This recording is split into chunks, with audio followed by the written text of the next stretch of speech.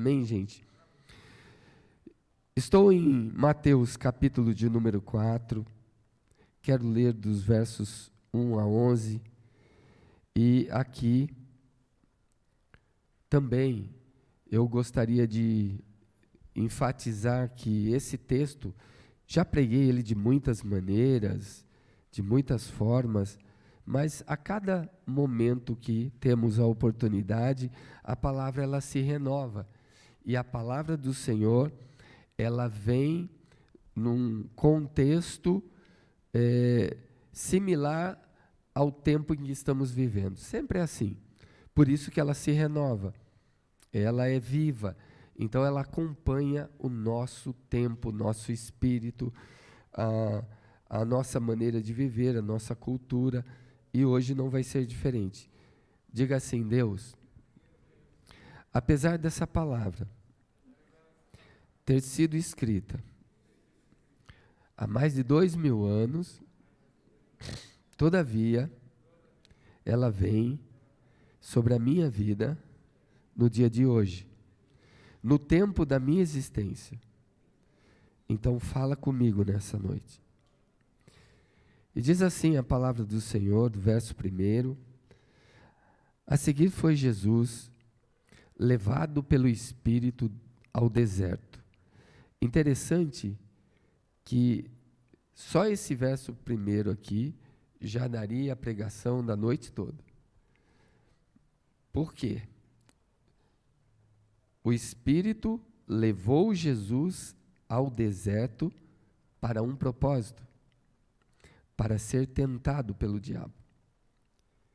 E depois de 40 dias e 40 noites teve fome. Então o tentador, aproximando-se, lhe disse: se tu és, ou se és filho de Deus, manda que estas pedras se transformem em pães. Ele, porém, respondeu: está escrito, nem só de pão viverá o homem, mas de toda a palavra que procede da boca de Deus. Aleluia.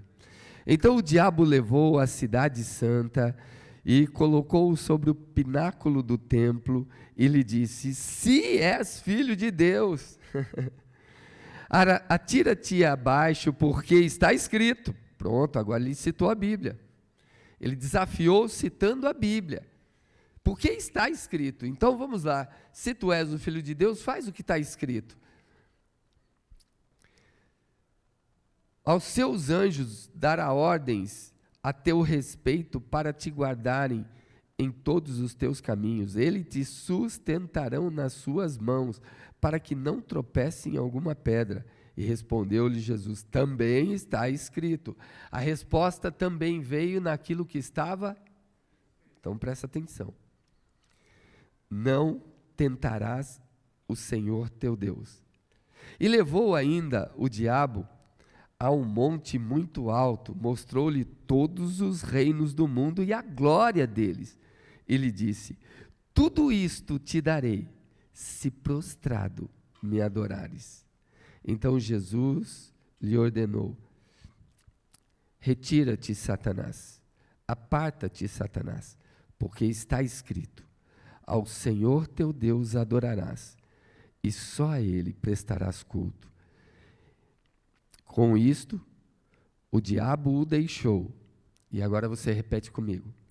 E vieram os anjos e o serviram.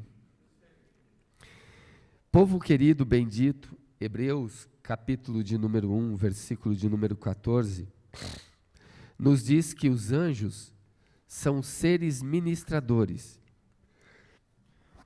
que foram preparados, enviados, separados para servir aqueles que hão de herdar a salvação.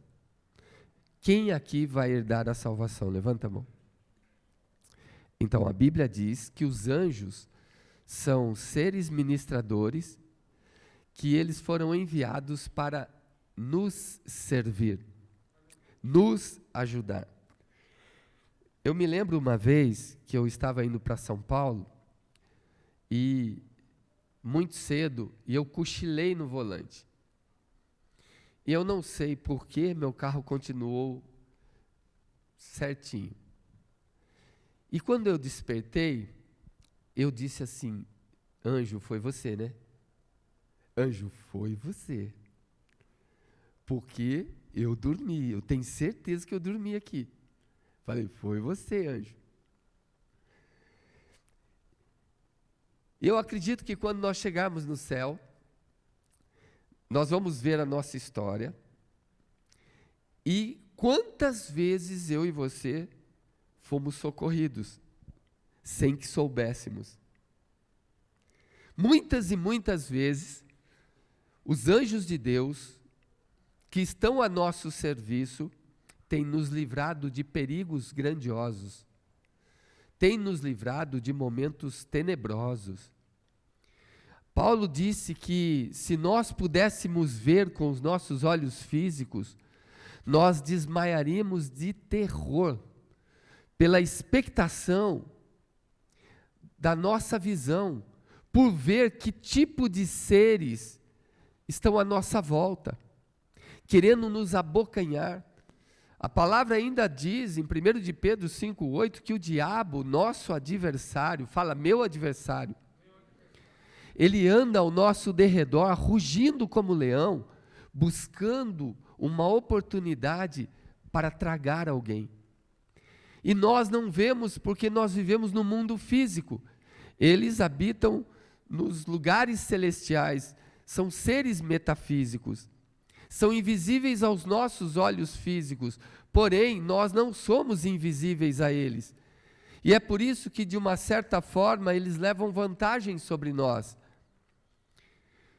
E a palavra do Senhor diz que depois que o diabo se afastou de Jesus, vieram os anjos e o serviram. É um texto muito gostoso. Então, hoje eu vou falar para você como ser servido por anjos. Existem coisas que é proteção para nós.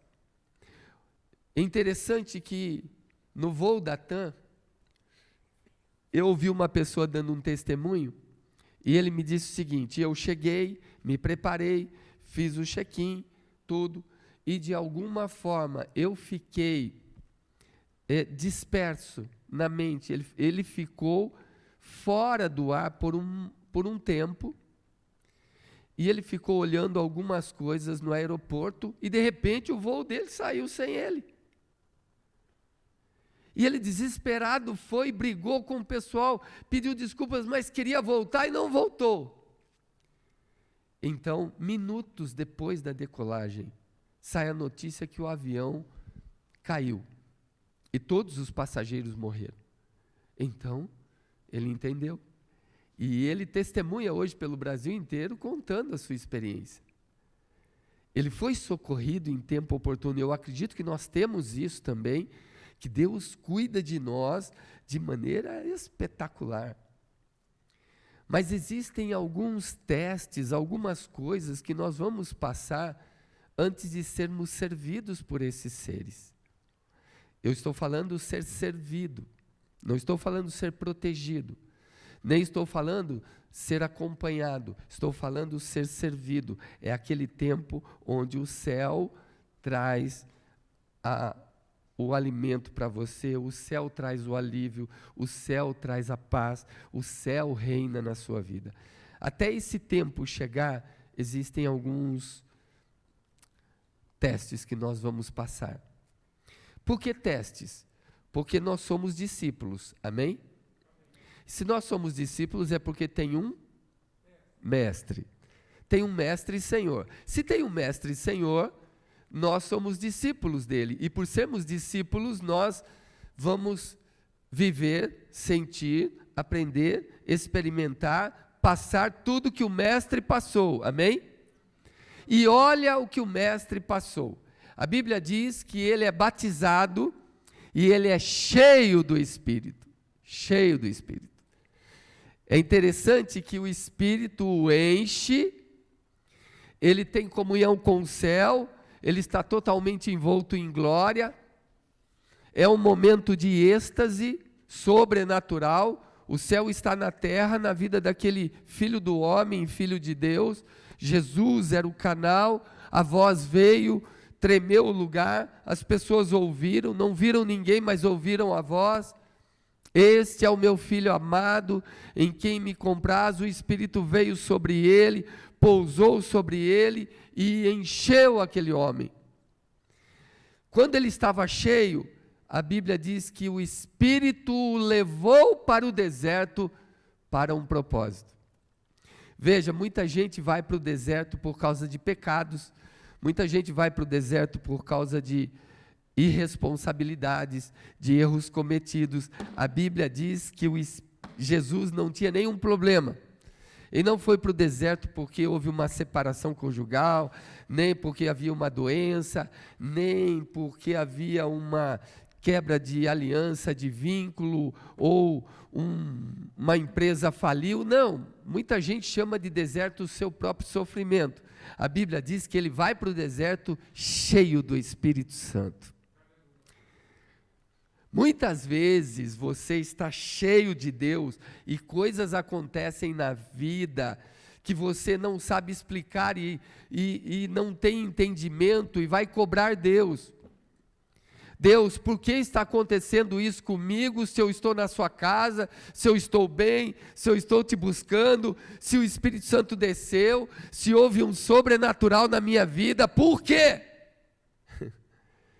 O Espírito levou Jesus a um deserto para treiná-lo, para experimentá-lo, para transformar aquele homem em Jesus, o Filho do homem, para prepará-lo para aquilo que havia de vir ou haveria de vir. O Espírito o leva para o deserto para trabalhar, para forjar o Filho de Deus. Às vezes as coisas que acontecem na sua vida não é simplesmente aquele pensamento igrejal que Deus se esqueceu de nós, ou então estou passando na prova e essa prova veio porque o diabo de alguma forma furou o bloqueio dos anjos à minha volta e ele conseguiu tocar em mim. Não, não, não. O Salmo 24 diz: do Senhor é a terra e toda a sua plenitude, e todos os que habitam nela. O diabo não pode tocar em mim, não pode tocar em você, não pode tocar naquilo que me pertence, não pode tocar naquilo que te pertence. Ninguém toma uma casa sem primeiro amarrar o valente. E se você está com o Espírito de Deus, o diabo não pode tocar em você. Se você vai para o deserto, tem entendimento. Existe o deserto da derrota, da dor, do sofrimento, da solidão, da tristeza, da amargura, do arrependimento. O deserto tratamento, porque erramos. Tem outro tipo de deserto que é para nos forjar, para nos fortalecer, porque assim foram todos os que vieram antes de nós. Eles sofreram, eles padeceram para que pudessem ser. E ao invés de reclamar, a Bíblia diz que Jesus vai para o deserto cheio de Deus. E vai sem comida, sem água, sem roupa, sem uma cama, sem nada. Ele vai para ser tentado e ele sabe disso. O lindo do texto é que o deserto era propósito, o deserto era projeto, o deserto era preparação, o deserto era escola, o deserto era ensino, o deserto era trabalho, o deserto era preparo, o deserto era forjar, era treinar para confronto. Está claro, explícito, o Espírito leva Jesus para a guerra, para confronto, para encontrar face a face com o adversário. E pasme, leva Jesus para ser tentado. E a Bíblia depois vai lá para o livro de Pedro, no final da Bíblia, diz: aquele que foi tentado, porém, sem pecado algum, nunca cometeu pecado e nunca sucumbiu a ele. O testemunho vai Mas ali o deserto vem como intimidade para ele. O deserto vem como um encontro, como preparação. E ele não tem com quem conversar senão com o Pai. E ele não tem com quem desabafar senão com o Espírito. O deserto ali era um lugar de busca, de solidão, onde as suas vozes interiores eram altas, os decibéis ali eram altos, onde o gemido ele talvez se prolongaria por montanhas ao redor. O que eu sei é que a pessoa no deserto ela se descobre. Jesus já era homem, já tinha 30 anos, fora batizado, e ele precisava se descobrir. Começou o seu ministério, o seu chamado, então ali ele começa a enxergar o mundo espiritual. Se você não se isolar das pessoas, você não vai ver Deus, porque Deus é espírito. O melhor momento da minha vida, eu não posso falar o seu, mas o da minha vida é quando eu estou sozinho. Eu sei que tem gente que tem medo de ficar sozinho, mas o meu melhor momento é o tempo que eu passo com Deus sozinho. Eu passo aprendendo, eu passo em êxtase, glorificando, eu passo recebendo, e ali há conserto, ali há arrependimento, ali há amadurecimento, ali há fortalecimento, ali o deserto, a solidão, a comunhão, a intimidade, obriga o menino a virar homem. Eu sei que a maioria gosta de estar com pessoas e de precisar de pessoas. Eu sou o contrário. Quanto mais isolado eu estiver sozinho com Deus, se for com Deus, melhor é.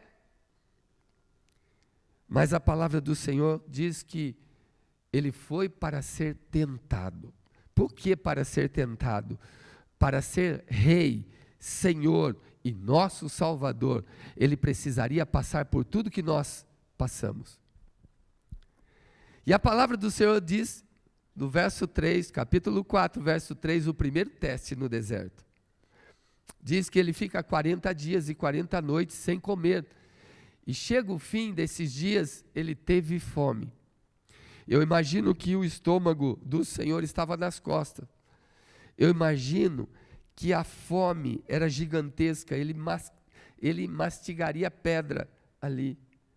Então vem o tentador e ele fala com ele o primeiro teste. Agora vejam bem, ele vai e fala assim comigo, 40 dias em jejum, em oração, em comunhão. O preenchimento do Espírito no Senhor, até que ele voltasse a ter fome como pessoa, sustentou-o por 40 dias. Vai entendendo o texto. Então, depois de 40 dias, a Bíblia diz, ele teve fome. Mas olha o que diz a palavra. Vem o tentador para experimentá-lo, e ele diz, se tu és o Filho de Deus, manda que estas pedras se transformem em pães, porque você está com fome. Qual é a sua necessidade? Comida, fome, meu prazer. Escute que eu vou te falar agora pelo Espírito de Deus. Manda que estas pedras se transformem em pães. E antes da resposta do Senhor, eu vou lhe dizer o que significa isso. A Bíblia diz que pedra foi usada na Bíblia como arma de matar. Davi usou uma pedra para matar um gigante, amém? A Bíblia diz que pedra também, o Senhor se referiu à pedra como tropeço, que poderíamos nos tornar para pessoas pedra de... E a Bíblia diz que pedra é peso. Quem carrega pedra, olha, se alguém fizer desviar um dos meus pequeninos, é melhor que atire, que pegue uma pedra de moinho, ou uma roda de moinho, bote no pescoço e jogue no fundo do mar, porque ali é peso. Então, olha o que o diabo está falando para Jesus. Entenda a linguagem espiritual. Manda que essa vontade de matar, ele estava com fome. Manda que essa pedra, esse tropeço, esse problema na sua vida, porque hoje você está com um problema, manda que esse peso difícil de carregar se transforme em pão.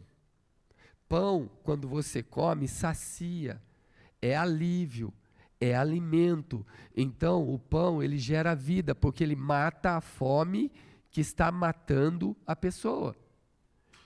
O pão, fala, é vida. João capítulo 6 diz que Jesus é o pão da vida. Então, o pão é vida. Então, ele fala assim, manda que o peso, o tropeço, o instinto de matar, a sua raiva, a sua vontade de acabar com tudo, tire a vida, se transforme em vida, se transforme em alimento, sustento para você, se transforme em algo sagrado, porque o pão, também na Bíblia, representa o corpo do nosso Senhor, e o corpo dele é sagrado. E a Bíblia, quando nós ceiamos, nós comemos e participamos do seu corpo, amém, gente? Então, olha o que ele propõe, e olha o que ele está propondo ainda hoje. Qual é a sugestão do inimigo? Transforme o que é peso, o que é tropeço, o que é morte em vida, alimento e algo sagrado, santo. Torne a mentira em verdade. Torne o seu pecado em algo explicável. Faça de conta. Pegue versículos bíblicos. Pegue versículos isolados, fora de contexto, que deem base para você continuar pecando. Transforme pedra em pão. Transforme mentira em verdade.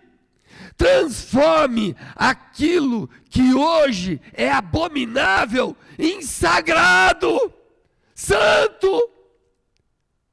Se você é filho de Deus, então transforme a prostituição, o sexo livre, transforme em alguma coisa que não envolva meu pensamento, meu sentimento em culpa. Me faz entrar na Bíblia, me mostra qualquer parte que eu posso ficar me deliciando por aí, porque hoje eu estou com fome de pão. Tem gente que tem fome de sexo, tem outro que tem fome de drogas, tem outro que tem fome de bebida, mas há um tempo que o diabo vem e ele faz a proposta. Experimenta. Transforma a pedra em pão, você tem poder para isso. Quem é que vai chamar a sua atenção? Afinal, você vai continuar na igreja. Afinal, você vai continuar pregando. Afinal, você vai continuar cantando. Quem vai ver isso?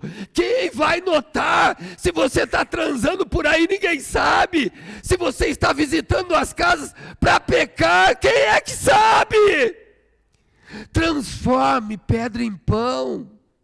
Vai para o motel, vai para o hotel, vai para os carros, vai para o escuro, vai para qualquer lugar, mas transforme pedra em pão. Porque você é filho de Deus, ninguém vai falar nada. A proposta está lançada. Torne a mentira em verdade. Se você falar, vamos acreditar que é verdade. É isso que o diabo está falando. Torne o errado certo. Aquilo que é errado, torne ele certo. Torne aquilo que é profano em santo. Vai nessa, moço. A proposta ainda está na mesa, gente. Então a igreja tem transformado pedra em pão. Tem ouvido a voz do tentador, mas não sabe que é só o primeiro teste. Quando você foi testado para valer, teve fome, teve vontade, porque a vontade vem depois de um tempo. Amém? Não é toda hora. A vontade vem depois de um tempo. Então, na hora que você está ali cheio do Espírito, quanto tempo durou? 40 dias. Depois você teve, fala, fome. Agora você troca isso, fala, vontade. E quando vem a vontade, você nem sabe, é só um primeiro teste. E esse primeiro teste, nós já estamos errando, caindo. Estamos vivendo por aí como uma igreja derrotada, destruída, porque nós estamos, ao invés de comermos do pão da vida, estamos comendo a pedra que nós transformamos em pão. Você entende que é difícil servir a Deus comendo pedra? A Bíblia diz que quando a nossa boca se enche de pedrinhas, é terrível. Quando nós andamos errado, olha para as nossas políticas hoje. A política que entra para fazer o certo e ser o certo, os nossos políticos hoje, eles simplesmente são a imagem de que o certo é ser errado. Ninguém entra para a política para fazer errado, mas quando entra lá, vê a máquina, vê o sistema, vê a quadrilha, vê todo mundo fazendo, ele faz também. Mas ele entrou lá porque ele tinha que fazer o que era certo, e é isso que o nosso voto fala, de mudança. A gente quer mudança. Por que a gente não queria o pessoal que ficou aí 200 anos? Porque tinha coisa errada. Porque faziam parecer certo, eles transformaram mentira em verdade. E se eles continuassem no poder, nós teríamos aqui a liberação do aborto. Vocês sabem quantas pessoas no mundo hoje abortam? Sabe quantas crianças são abortadas por ano? 600 milhões de bebês são retirados. Morrem de aborto. Cada um tenta explicar o aborto porque gosta, porque aceita, porque não aceita, se é uma violência contra a mulher, é isso, é aquilo, eu sei tudo isso. Mas quando você generaliza e você bota aborto lá, então o aborto, ele não vem só em um caso de estupro, seguido de gravidez. Ele vem no sexo livre, e para a menina não ser descoberta, ela aborta. Você entende? Por quê? Porque ela prega, ela canta, ela tem ministério. Então, quando ela engravida, porque ela está tendo uma vida dupla, e ninguém na igreja sabe, ela simplesmente busca o caminho mais fácil, ela aborta. E ela não sabe que isso, para Deus, é crime de sangue. E os nossos políticos, quando nós colocamos eles lá, nós queríamos que eles defendessem a vida. E tornam o nosso país assassino, criminoso e crime de sangue. E eles, se continuassem no poder, eles iriam legalizar o aborto. Eles iriam legalizar a pedofilia. A pedofilia viraria, não é mais crime, viraria doença. Agora ele não é um criminoso que ele estuprou uma criança, ele é um paciente que precisa de cura, ele tem distúrbio mental, mas o mental dele não é a cabeça de cima. Sabe por que os nossos políticos queriam aprovar essa lei? Porque eles são pedófilos. Muitos deles que saíram e foram até embora do país, usam drogas, por isso que eles queriam a legalização da maconha. E nós estamos achando que isso é só um partido político. Não, gente, tem demônio, tem Satanás por trás disso. Hoje no mundo, hoje por dia, há 180 estupros aqui no nosso país. Há 70 mil estupros por mês aqui. Só aqui estou falando do Brasil, porque de aborto são 56 milhões a 60 milhões de crianças, que são 600 milhões no mundo, que todos os anos abortam. O que a gente vai fazer? Aquilo que era para ser o certo, virou o errado. O errado passou a ser certo. Aí a gente vem para a ideologia de gênero. Eles querem transformar uma criança numa planta, num elefante, num cachorro. A 50 é LGBTQ mais menos Y dividido, multiplica, é tudo. E ninguém é nada. Então nós estaríamos falando que aquilo que é errado passa a ser. Estamos transformando pedras em. A mentira passa a ser a verdade e a verdade passa a ser mentira, porque nós perdemos o padrão de Deus em nós, aquele que tem moral. Ninguém sabe mais aqui o que é educação moral e cívica, porque ninguém estuda isso, foi abolido também nos últimos governos aí. Ninguém sabe nada de estudos sociais, sociologia, ninguém sabe mais nada. As crianças de hoje não sabem nem fazer tabuada. Eu vou dizer para vocês, nós estamos avançando e transformando pedras em pães, infelizmente. Escute o que eu vou dizer aqui. Quando o certo se torna errado e o errado passa a ser o certo, estamos transformando pedras em pães, mentiras em verdades. Nós estamos transformando sexo em negócios, em prazeres. Não estamos mais nos importando com Deus. Nós não estamos nos importando com a palavra. Chega um tempo em que a gente peca tanto e tanto, que nós não sentimos mais o peso do olhar do Todo-Poderoso. Nós vivemos como distanciados dele. Por isso que a gente não produz. Por isso que as pessoas fogem do ministério. Porque estar no ministério é confronto toda hora. É você estar confrontado. Ah, mas eu estou errado. Está errado, mas está confrontado. Então é melhor fugir. É melhor fugir como Elias. Eu não quero encarar a missão. Então é melhor fugir. Porque fugindo do ministério eu não ouço essa palavra que penetra até divisão de alma, de espírito, de juntas e medulas. E ela discerne pensamentos e intenções do coração. É melhor fugir disso. Caim matou Abel e tentou fugir disso.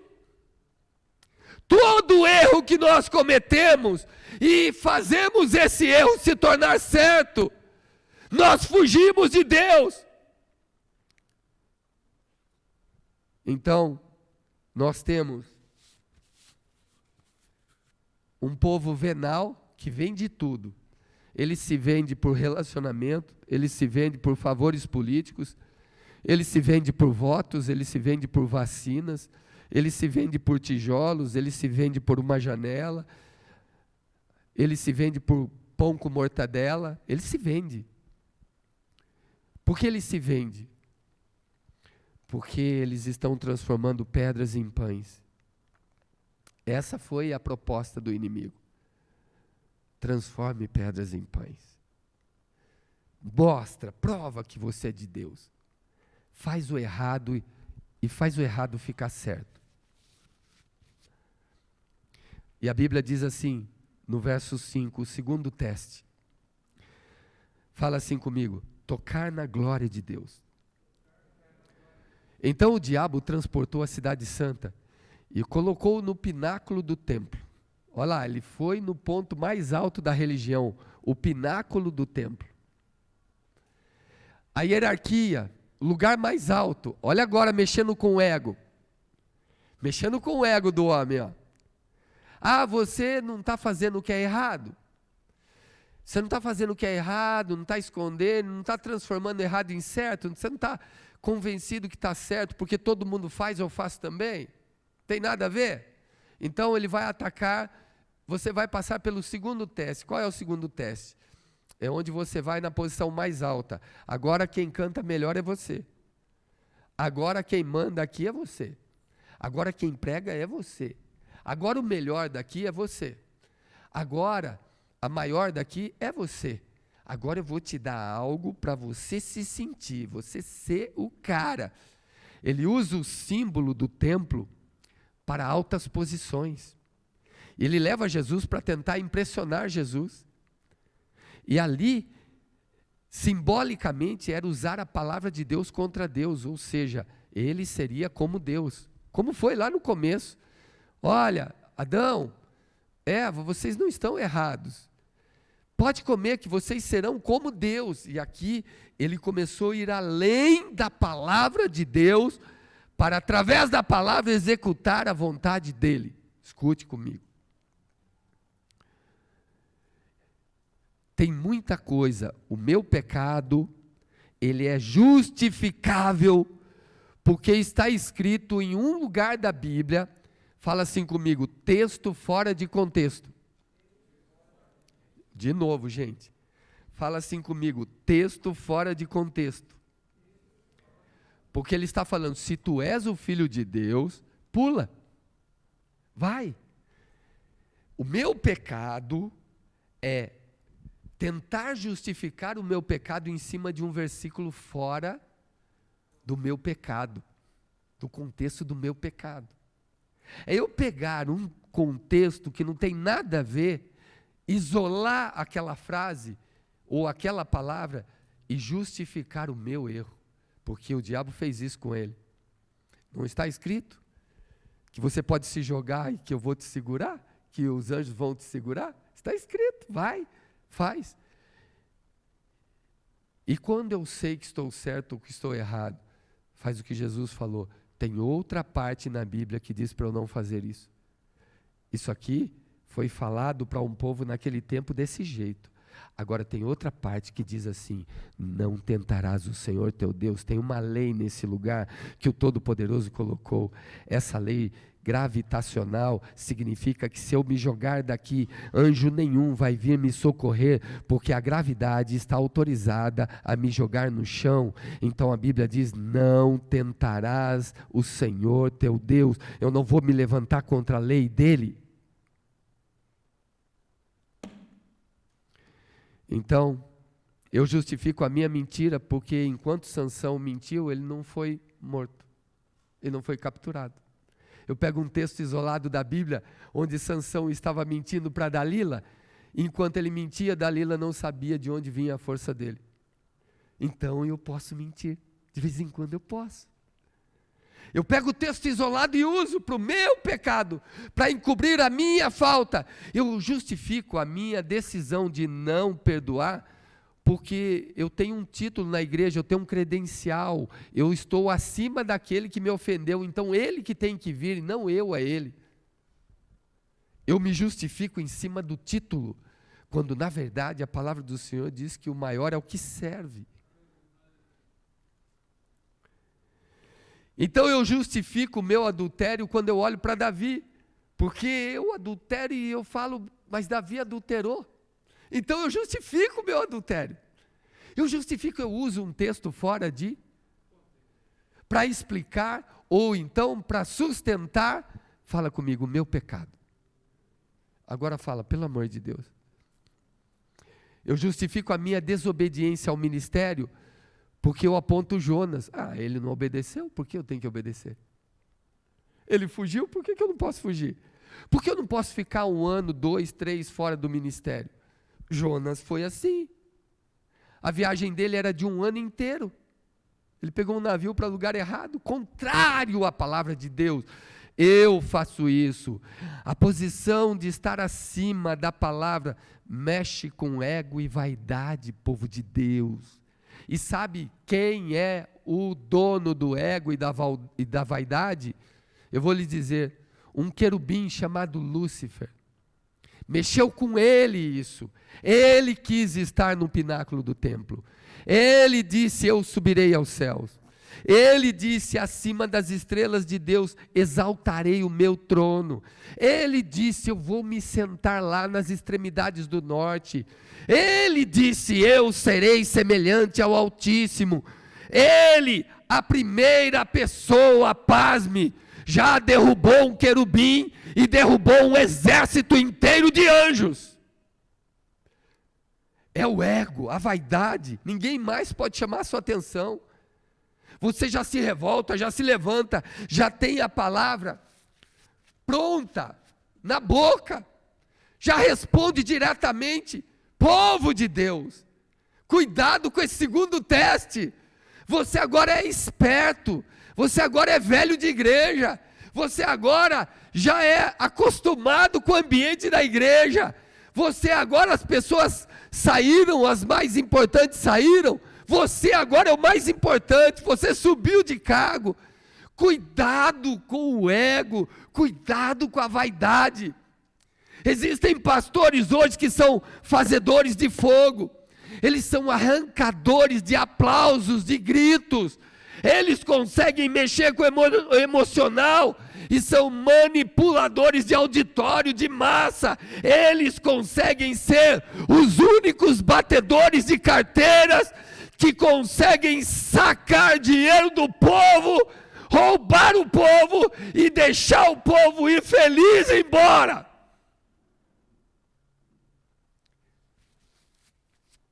São profissionais da fé, porque chegaram no estágio onde eles aprenderam a manipular, eles aprenderam a dominar, eles aprenderam a hipnotizar, eles aprenderam a fazer o povo a depender, a necessitar. Eles mantêm o povo no pecado, mantêm o povo no desafio, depois volta para o pecado, depois volta para o desafio. Enquanto o povo está no pecado, ele oferta, e quando ele está no desafio, ele faz ofertas astronômicas, loucuras.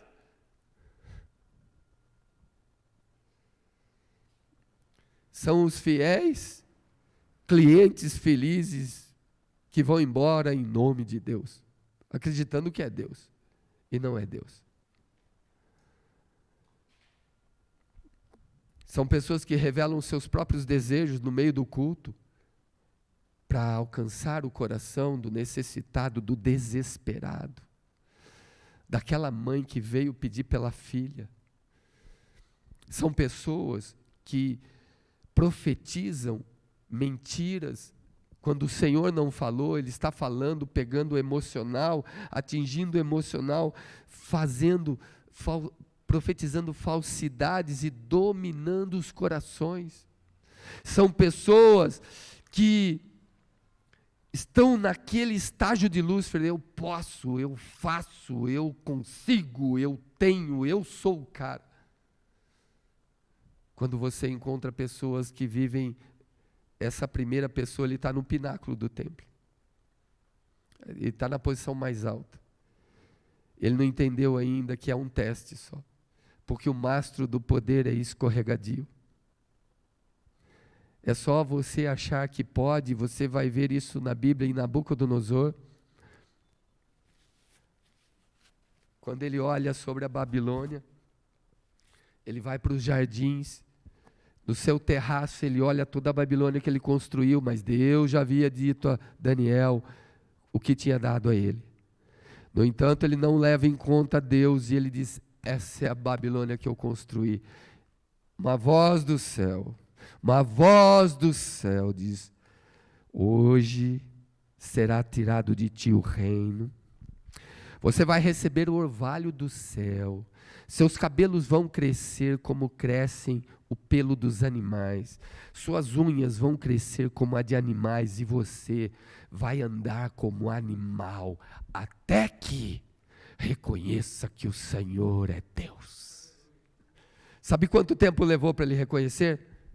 3 anos.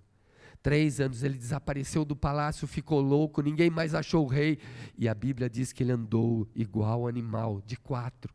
Suas unhas cresceram, seus cabelos cresceram, até que um dia, tomando chuva na cabeça, ele olha para o céu e se arrepende. Ele lembrou que o Senhor é Deus. Quando ele lembrou, voltou a ele o reino. Alguém do palácio o reconheceu: você é o rei, você é o rei, achei o rei. Então Deus devolveu ele no trono. Mas sabe quanto tempo levou para ele reconhecer que o Senhor é Deus? 3 anos. Sabe quanto tempo leva para Deus curar você? Exatamente o tempo que você leva para perdoar alguém. Não entendeu? Vou te falar. Esses dias uma pessoa veio falar comigo e me disse o seguinte: olha, eu precisava passar por isso, viver isso, experimentar isso, ir para o deserto, sentir essa falta para poder entender e poder perdoar. Quanto tempo isso levou? 7 meses. Eu vou dizer, agora eu vou te ensinar uma coisa. Você está 7 meses atrasado com a palavra de Deus. Como assim? Porque levou 7 meses para você perdoar algo que a palavra de Deus diz para você perdoar na hora. E você não era capaz porque a sua resistência à palavra de Deus era maior do que seu amor pelo próprio Deus. Não é porque eu amo Deus, eu sei. Do nosso jeito nós amamos Deus, mas não é do nosso jeito, é do jeito dele, é do jeito dessa palavra. E eu vou dizer, tem gente que há 20 anos ainda não perdoou, está atrasado no entendimento da palavra de Deus, na obediência a Deus há 20 anos. Conversei com uma pessoa, a pessoa que ele tem que perdoar já morreu, e ele não consegue fazer em 20 anos. E é pessoa de Deus, que vive na casa de Deus. Quando nós vamos para o pináculo e nós achamos, nós somos ensoberbecidos. E esse é um teste difícil de engolir, irmão. Você pode olhar para mim e falar assim, isso, eu não me encaixo em nada disso. E eu vou dizer a você, amém. Mas eu só espero que você não seja um profissional da fé que consegue fazer isso contra você mesmo. E se auto-enganar e não deixar o céu tomar conta da sua vida. Porque se eu estivesse naquela cruz, olhando para os meus algozes, eu tenho certeza que eu não faria como Jesus fez. Pai, perdoa-lhes porque eles não sabem o que fazem. Se eu fosse Estevão, cheio do Espírito, o texto, o contexto, o capítulo todo fala o discurso de Estevão, e ele cheio do Espírito, e a Bíblia diz que quando olhavam para ele, a aparência dele era a aparência de um anjo. O céu estava nele. E a Bíblia diz que eles começaram a apedrejar Estevão, e Estevão disse assim, Pai, Senhor, recebe o meu espírito, perdoa-lhes porque eles não sabem. Eu digo a vocês, eu estou muito longe, eu não sei quantos anos eu levaria para ter coragem de morrer e perdoando. Morrer, o cara me apedrejando e eu falo, te perdoo. Você já levou uma pedradinha na cabeça? Pedradinha. Eu já levei uma pedregulhada na cabeça. A minha raiva quando o pedregulho bateu, era explodir a cabeça do camarada como se fosse uma abóbora. Era um pedregulhinho só. Nós estávamos brincando de guerra de mamona e alguém jogou um pedregulho e eu fui o sorteado, premiado. E quando bateu aquele pedregulho, foi tom, eu tremi, eu falei, eu mato. Eu peguei tijolo para jogar no povo. Isso sou eu. Agora olha Jesus, sendo crucificado, vendo os seus algozes, vendo todos eles repartindo suas vestes, jogando sorte com as suas vestes, ele passando vergonha diante das mulheres, ele na cruz, e ali com sede, deram vinagre, e ainda perfurado, ele tem que dizer, Pai, perdoa-lhes. Olha que tempo real com a ordem de Deus. Quanto tempo você levaria para fazer isso? Quando nós estamos no pináculo do templo, realmente é muito difícil descer de lá. Ninguém quer descer. Mas nós não sabemos o que diz a palavra do Senhor, quando ela diz que Deus dá graça aos humildes. E olha o detalhe, quem perdoa é primeiro. De novo, ó, eu vou explicar a vocês. Eu falo a primeira, vocês falam a segunda. Quem perdoa é e eu falo primeiro. Você quer ser perdoado primeiro? Perdoe. Ah, mas não merece. Ixi, eu sei disso, você sabe disso. Mas a Bíblia diz, sujeitai-vos, pois, a Deus, e resisti ao diabo, e ele fugirá de vós, senão o diabo cuidará de vós. Com Caim, Deus falou assim, Caim, o teu pecado jaz à porta, o seu desejo é sobre você. Você está querendo adulterar, você está querendo pecar, você está querendo aprontar, você está querendo beber, você está querendo aprontar por aí, mas eu estou te dizendo, ou você resiste isso que está vindo sobre você, ou então ele vai te dominar. Deus sabia que Caim queria matar seu irmão. Por isso que a Bíblia diz, resistir ao diabo firme não é na sua força. Na sua força é difícil. Você não vai conseguir na sua força. Gente, eu tenho que terminar, pelo amor de Deus. A Bíblia diz em Isaías 42:8, que Deus não divide a sua glória com ninguém. Fala, Deus não divide a sua glória. Então, nós estamos agora no terceiro teste. Cuidado, porque Deus não divide a sua glória. Nunca vá além da palavra. Nunca faça além do que Deus mandou. A Bíblia diz em Romanos 11:36, porque dele, por ele e para ele são todas as coisas. Só que o texto não termina aí, o versículo. O versículo diz assim, glória, pois, fala comigo, a ele. Isso quer dizer que quem era você antes e quem é você hoje. Escute de novo. Quem era você quando chegou na casa de Deus? Quem é você hoje? Você já foi lá para o pináculo? Então, se lembre de onde Deus te tirou. Não esqueça da soberania dEle. Continue na dependência dEle. Faça como diz a Bíblia, Tiago 4,15. Olha, no mais, se Ele permitir eu vou. Se Ele me deixar eu faço. Se eu viver amanhã estarei lá. Mas entenda que Ele é o Senhor. A soberania é dEle. Desça do pináculo. Não teste a Deus. E não queira usar a palavra de Deus contra Deus para o seu deleite próprio. Não se justifica. Pecado é ofensa. Por isso que Davi era amado. Ele dizia, pequei, pequei, pequei. Não ficava encobrindo, mentindo, fingindo, fazendo de conta. Ah, eu estou lá flertando, mas eu digo que não. Ah, eu estou aprontando as escondidas pelo WhatsApp, mas eu digo que não. Eu apago tudo. Davi não era assim. Davi dizia, pequei, pequei, pequei. A Bíblia diz, ele quer dizer para nós o seguinte, cada vitória contra o pecado que subir acima de Deus no meu coração, isso me tornará, escute, você vai ver isso aí nas pessoas, mais justiceiro do que misericordioso.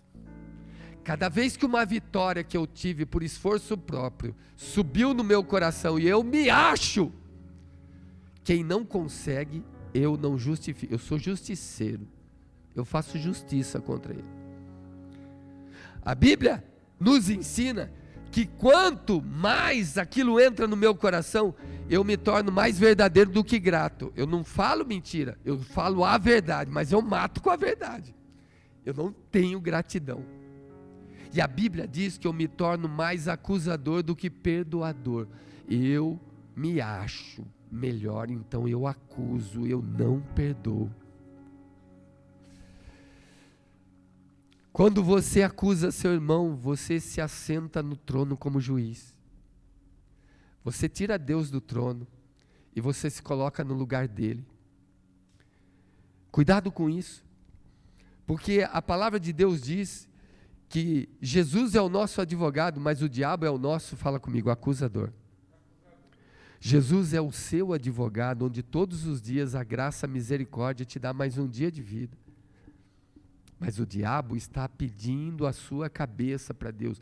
Eu quero matar ele porque o pecado gera morte. Ele pecou e eu preciso matá-lo. Me autorize a matá-lo. e o advogado está lá falando por mim e por você, não morrerá. O rei não morrerá, Davi não morrerá, eu preciso matá-lo, ele pecou. E a Bíblia diz que o pecado gera morte. Você já parou para pensar nisso? Até quando você deseja o mal do outro, você pecou. Até nisso você também deveria morrer. E o advogado entra em cena, e então nós entendemos que eu tenho o cheiro de Cristo, e eu deixo ir livre, meu irmão, porque eu tenho o cheiro de... 2 Coríntios, a Bíblia diz, 2,14, que através de nós, fala assim, por meio de nós, Ele difunde em todo lugar, Ele espalha em todo lugar, Ele manifesta em todo lugar o cheiro do seu conhecimento. É onde eu ando, Cristo é notado. Onde eu entro, Cristo é visto, porque através de nós, Ele espalha, Ele manifesta, louvado seja Deus, o cheiro do seu conhecimento. Sua glória se manifesta por onde eu ando, seu amor se manifesta por onde eu ando, sua misericórdia triunfa sobre o juízo. Alguém queria apedrejar, eu entro no meio e falo, calma, não façam isso, você é um gerador de paz, a vida de Deus flui, como um canal ininterrupto desce, e passa por você, essa vibração do amor de Deus, e as pessoas passam a ver Jesus em você. É só descer do pináculo. A Bíblia diz, no versículo de número 8 do capítulo 4, que Jesus não negociou a sua honra. Fala comigo, Ele não negociou a sua honra.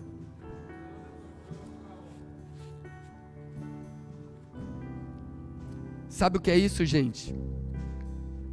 Diga assim, Ele não se vendeu. Eu tenho uma frase para aqueles que gostam da maioria, que vão pela maioria, que eles seguem a maioria, que eles se vendem, que eles são venais, que eles negociam a honra. Aquele que se vende vale sempre menos do que se paga. Não negocie a sua honra. Havia uma secretária de um médico, que ela se deitava com o médico, e quando foi descoberto, deu aquele auê, e ela veio falar comigo, e eu perguntei, por que você se deita com uma pessoa baixinha, barriguda desse jeito? Ele tinha um bigode que parecia que engolia um pardal, e o rabo do pardal ficou fora da boca. Eu falei, como você gosta dessa pessoa? Ela disse, é só porque ele é um médico. Não negocie a sua honra. Não é só porque é o seu patrão. Ele não é diferente de nenhum outro homem por aí. Não negocie. Casamentos hoje são formados e firmados no interesse. Eles estão cada vez mais. Olha, por que você namora fulano? Eu namoro fulano porque ele tem carro. Eu namoro fulano porque ele tem moto. Eu namoro porque ele tem alguma coisa. Gente, se fosse por causa disso, quando eu tinha 17 anos, a Vânia nunca ia olhar para mim. Quero falar para você, tem alguns namoros que são baseados em carros, em negócios, em bens. Tem outros casamentos que são firmados em casas. Não, pelo menos eu tenho uma casa, e a pessoa é infeliz a vida toda no casamento, mas tem uma casa. Eu conheço gente que quando se aconselhava comigo, dava maior valor à casa, não está mais na casa, era totalmente infeliz no casamento, mas não conseguia sair por causa da casa. Não vou abrir mão da casa, eu nunca conseguirei ter outra casa dessa. Morreu e a casa está aí. Eu digo a vocês, Satanás pode te levar a um monte muito alto. Olha o que diz o verso 8. Ele levou a um monte muito alto e mostrou todas as riquezas, todos os reinos do mundo, e Ele pediu só uma coisa em troca.